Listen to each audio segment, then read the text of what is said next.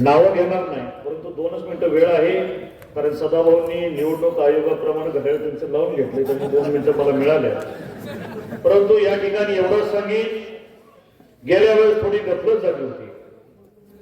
गेल्या वेळेस सागर भाऊंचा पराभव झाला नव्हता, तर षडयंत्र करून तुम्हाला पाडलं गेलं होतं, हेही लक्षात घेतलं पाहिजे.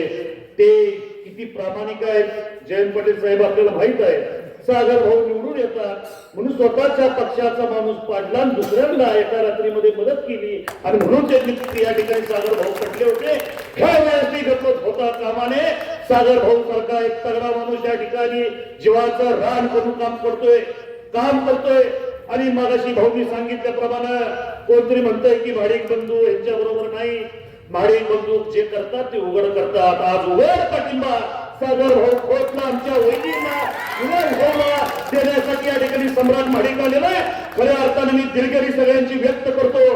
पुढच्या सभेला नक्की मला अजून एकदा बोलवा, माझी अजून भूमिका स्पष्ट सागर भाऊ मी करणार आणि जीवाचं रान करून तुम्हाला निवडून आणल्याशिवाय राहणार नाही. नानासाहेब भारताचं रक्त आमच्यात आहे, गद्दारी आमच्यात नाही.